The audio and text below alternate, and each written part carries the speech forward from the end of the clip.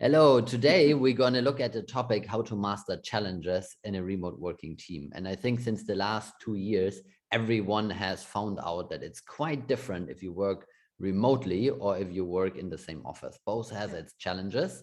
And today we're going to look at them and maybe give a few tips and tricks how we are approaching our remote working and how we make it successful. And maybe you can implement one or two of them. So with that, I'll give it to you. What challenges do you actually have come over in remote working teams? Well, I have to say, with my background, I did not really had a lot of experience with a team which is like in my office or in our office.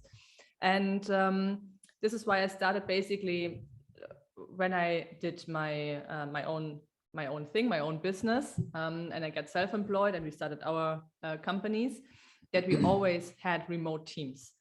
But that's true. But I have to say, this is another story, basically, how to build a team from scratch if you are starting alone. This was one challenge, and some of them, the things are helpful for them as well to know with the remote teams. I would say, sometimes I just would wish I throw over the task and I don't have to take care about. This is not going to work with the remote team, obviously. So you really have to be structured with yourself and with the processes you are doing to know the next steps. You have to think 10 steps in advance for every possible way they could a scenario they could go, and to have a solution for this already, that they not coming back every 5 minutes and ask you for an advice or a solution or something like that. So this is something the part of communication. It's okay. The part of communication is really a big topic, I think. How do you communicate and how you structure the communication in the team as well. Yep. That the team is communicating without you as well. That's another point. That you are not basically the bottleneck of making everything. This is the most difficult thing, that if you make the decisions and you have to how do you say, delegate? Not to delegate, if you have to bestätigen. Confirm, thank you. You're welcome. If you have to confirm everything, every task, this is really then you are the bottleneck at the end. If the people come back to you and then you are happy to send out all of the tasks, and then all at once they're coming back to you and you have no time left to go through them step by step. And these are the types of challenges what I had, and sometimes I still have with the remoting team. What do you have in mind when you talk about that? Well, it's part of this everything is coming back at once, because especially when you start out and when you build a team and when you build it or you onboard new team members, because onboarding is quite different when it's done remotely than when it's done obviously in the same office. Because in the same office, the basic approach is what is called shadowing. So you sit somebody next to somebody that already knows what he or she is doing, and the other person just basically watches, looks, writes down notes, copies that, and then is able to start with some tasks and then just ask the coworker whenever they have a question. When you are remote, because you are not obviously on the phone all the time with people, or you are, but not the ones you can ask questions, then people shy away from that point. They shy away from shooting a WhatsApp to somebody and say, hey, I got this. I didn't really understand it. How can I do it? So this information flow becomes more formal. It's then an email and a question and an answer instead of a phone. Yeah. And this is something I came across very early in my career, because I was the one who was basically remote in Europe, while the rest of the company was in Vancouver in Canada. So a big thing there becomes the time zone, because before I could reach my boss, it was basically 4 p.m. In Germany. So it's obviously you have to work then differently if you ever want to talk to each other. And he had to be in the office by 7. So for him, 7 a.m., for me, 4 p.m. So the day is gone. And this is what you said is like when the team needs to be able to talk to each other, but also they need like boundaries depending on the tasks, obviously, but they need boundaries in which they can operate on their own, where they will not come back. Like, for example, on customer service teams, that's a big thing. It's like if a client comes and they have a problem and the problem is like $20, then giving them the authority to just make a judgment call and say like, okay, just like, okay, we'll reimburse the $20 or whatever, just as an example, or we'll give you a free month or a 10% discount or whatever. If you have that structure in place, they can work. If not, they will upload that task, and that means that everything comes back to you, and you are then basically sitting there and working and saying yes, no. And that's not really like how remote working should be. So the challenge, one of the biggest challenges for me in remote working, is to create this islands of self-sufficient people, like no matter where they are in the globe, in order to make sure that they can do their job, and that they can make decisions that you would anyway approve, but don't have to approve all the time. And I think this is a really important part of the training as well, that you let go the control a bit, like this is, and especially when you, when you do everything by yourself in the beginning, and obviously you think you are the best doing that. Otherwise you would already ask somebody else to do that. So, and then you have somebody who's taking over this task, and there are some mistakes, or, they have, you have to do it double, or like 3 times, 4 times, whatever. And to make a task more than 2 times or more than 1 time, actually, I'm getting a little bit impatient. Okay, this is not really my what I prefer to work. But this is totally normal if you start with a team, that you have that the team, that you give back your feedback, and the team has to do it again. Then how you give back the feedback is as well a challenge. Like when it's obviously when it's in the office, then you say, well, just do it again. This and this and this are missing. But when it comes to remote work, and especially when the time difference is so long and you have not so much time, then most of the times you sit there and do it by yourself. It's really like, it was a big challenge for me, and it still is, to give it back to them and say, well, okay, here are my comments, here are my questions, how you would do that. And this is part of the training, which takes time and patience. Both of them usually I don't have or don't want to take. And this is this is really challenging for those who are leading this remote team. And as well, like putting this time already in the process, like having enough buffer, planning this buffer, having this process, having the structure, knowing like what loops you have to go, like who has to see all the things before it can go out, who is working on that, what skills we need in this project, like in that at what time everybody gets it. So this is really a really challenging point for me, especially like when you are not used to making a process, and when you're working like as a self-employed person, doing everything by yourself.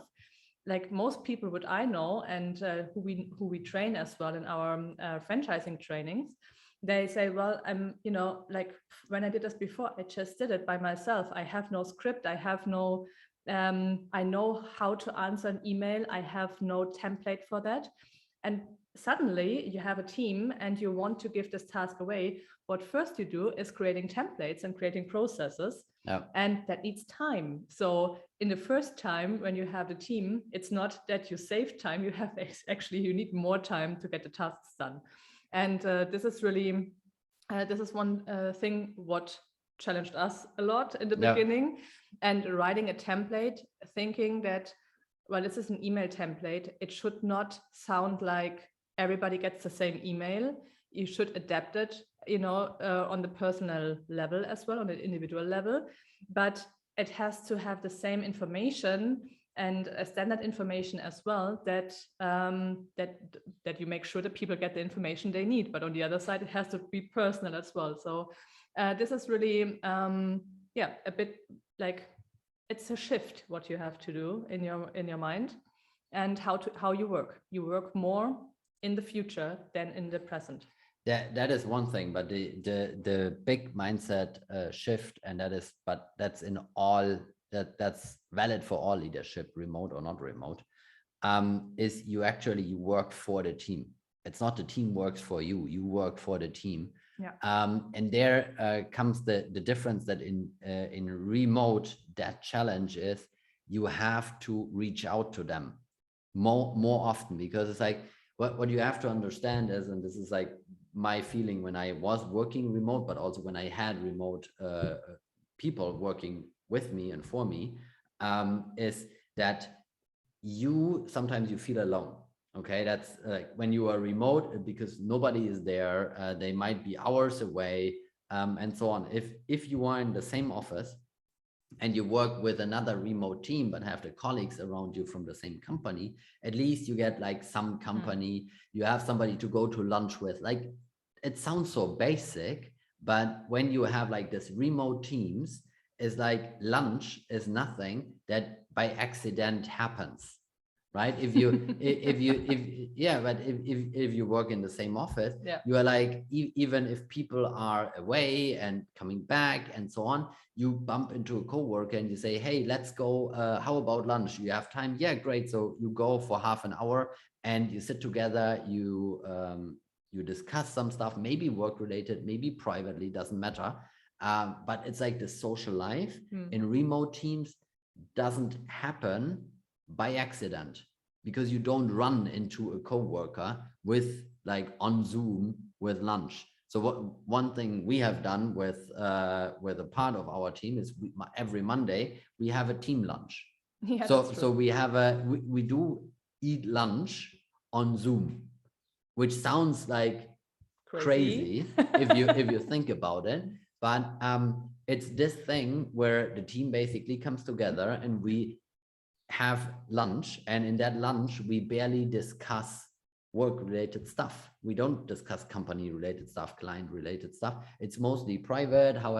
It's Monday, so how has the weekend been? What about that? What's going on in their lives?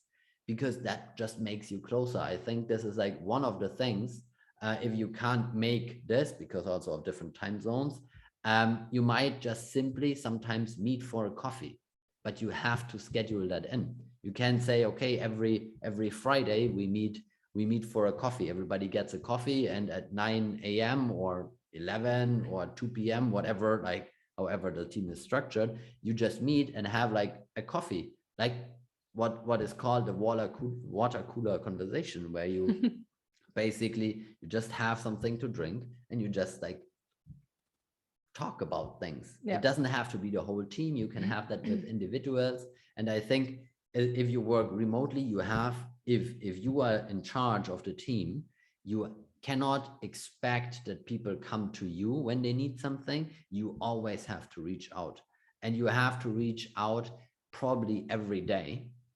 if that's somehow doable. And sometimes it's only asking them, are you doing good? Are you okay?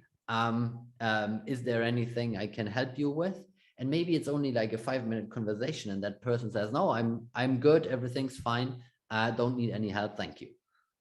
It can be 3 minutes, 2 minutes, but it's this what you would do when you walk by the desk in a physical office. You would stop and say at least, hi, how are you? And have like a 2-minute small talk. If you don't really get along, it doesn't matter, but you would have this, and then you would just walk off and the other person would continue to work. And this is something, I think this is a challenge, because out of sight, out of mind, if your team is not here, you very often forget that.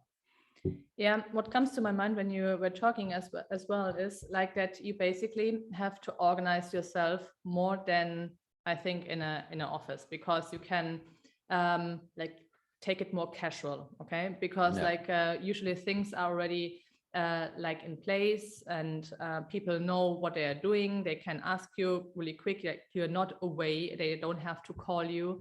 They don't. They know if you have an appointment or if you are free or whatever, or they meet you in the office somewhere on the, like, when you're picking up water or coffee or whatever. And this is not the case when you're working remote. So first you have to get really organized for yourself and make everything in written. And this is something which really takes time, and you have to think through like the whole thing, what you actually want to do, the whole strategy, the whole process, the whole structure. And one of the best thing, what I learned as well, that you first delegate what you can delegate, that the people can work already. Okay, so everything what you like when you start your day, the first thing what you are doing is basically give away the task what your team can do, because they can already work. Okay, and then you plan your day as like, or your week or whatever. Actually, like when we plan already like 7 weeks in advance. So the week in advance, we know already what we have to do. And then you do your actual stuff, and then you have this is like up to you how you get organized by yourself. For me, I have block times where I do different kind of stuff. And this is really like important, that you have like to delegate the first, then you plan yourself, and then you do actually the task what you have to do.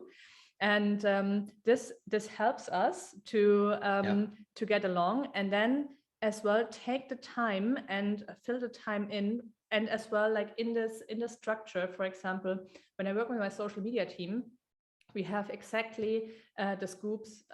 Is that scoops? Or we have Loops. Loops. What is the other word then? I don't know.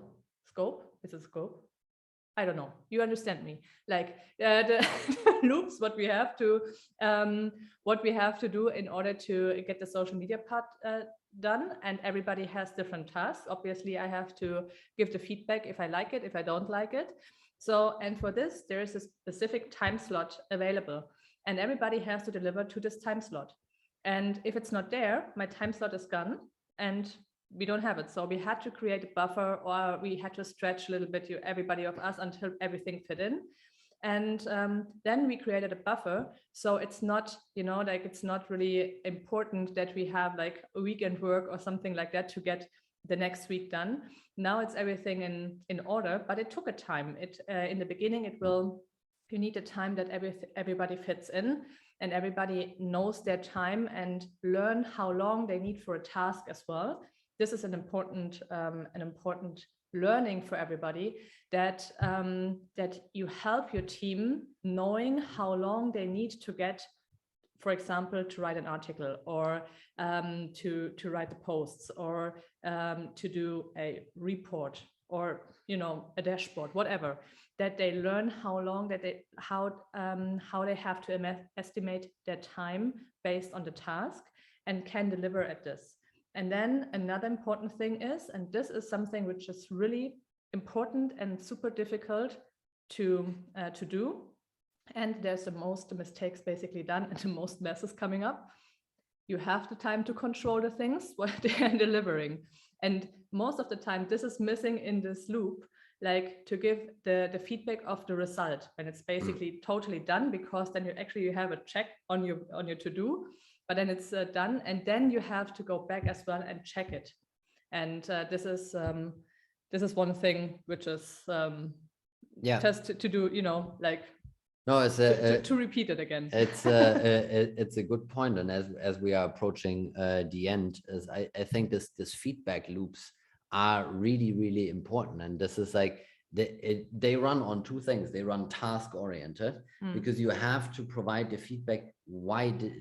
Why was it not to specification? What was missing? What was like how to improve? But what you liked, okay? Because the next time, like a team adjusts to you, basically. Is like, if you say, okay, I like this and I don't like this, and this is why I like it. So the next time they can think is like, okay, she liked this, and she liked it because of, which is important, because if you only say like, you get a turtle picture and you say it's like, I like this turtle picture, that's one kind of a feedback. But the next time when they need to choose a picture, they might say like, okay, I can't use the turtle. I have done that.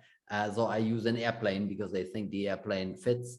But if you actually would have explained, I like the turtle picture because of the color blue and because it symbolizes nature and it really looks good, it makes people feel good, then they might have not chosen a fighter aircraft because that doesn't make people feel good. It has nothing to do with nature. And maybe it's in a red sky where you don't want to have it because you don't like red. So it's like those feedbacks are important. Otherwise, you keep constantly in this loop. And the other level, before we're closing, on feedback is this personal feedback. Is how are you doing? And I mean with a real interest, not just asking how are you doing, and then you in your head you are already thank you, me too. Which happens with a lot of people where they say is like, thank you, me too. And you said is like, yeah, but I'm really feeling bad. But they didn't even listen because they expect that you say, I'm good, thanks for asking, how are you? So it's like, you have to have that interest because you get that feedback from people, how they feel, what's going on in their life, and also where they want to go. And I think if you combine those two things, remote working actually becomes really, really fun over time. That's correct. Nothing to add. And if you need more information about remote working or have more questions, just comment or send us a message. Thanks for watching, guys. Bye.